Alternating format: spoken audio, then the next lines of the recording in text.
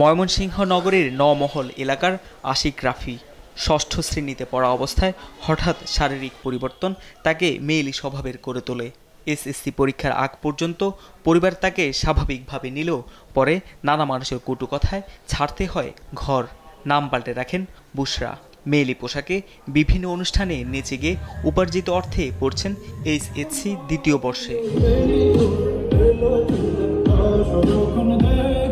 একই কারণে এসএসসি পরীক্ষা দিয়ে ঘর ছেড়ে এবছর ডিগ্রি ফাইনাল পরীক্ষা দিয়েছেন নাটক ঘর লাইনের আবিদ রাব্বি।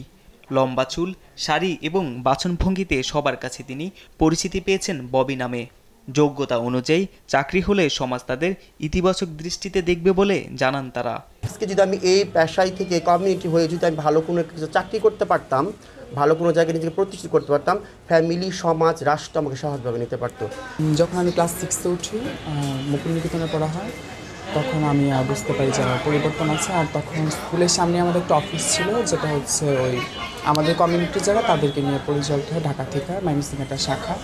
তো এখানে কয়েকজনের সাথে পরিচয় হয়, তো দেখি আমার তাদের সাথেই ভালো লাগে চলাফেরা করতে। স্বজনরা বলছেন তাদের শারীরিক পরিবর্তনে প্রথমে অবাক হলেও এখন স্বাভাবিকভাবে নিয়েছেন তারা। পড়াশোনা ও নাচ গান শেখাতে এবং তাদের আশ্রয়ে সহযোগিতা করে যাচ্ছে একটি সংগঠন।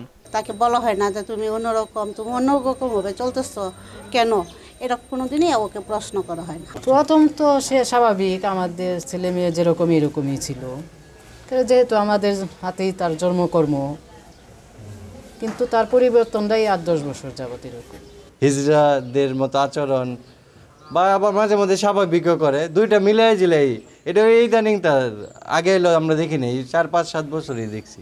যেহেতু হিজড়াদেরকে নিয়ে কাজ করি, হিজড়াদের মানুষ নিয়ে কাজ করি, হিজড়াদের অধিকার নিয়ে কাজ করি, বাস স্টেশনে ওদিকে যেতে বারণ করি, কারণ তাদেরকে চিন্তা করি যে তাদেরকে একটা প্ল্যাটফর্মে নেওয়া যায় কিনা, এর জন্য অনেক সাহায্য করি।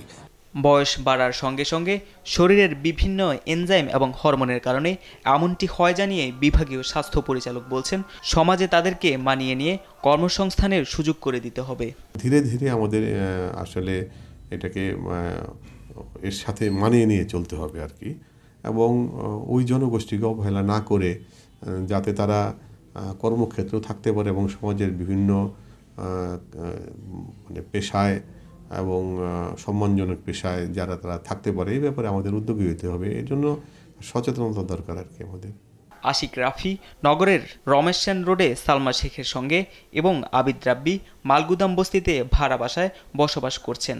সমাজের কটু দৃষ্টির পরিবর্তে অন্যান্য মানুষের মতোই সম্মান নিয়ে এগিয়ে যাবে তারা, এমনটাই চাওয়া সচেতন মানুষের। নিউজ ডেস্ক, দেশ টিভি।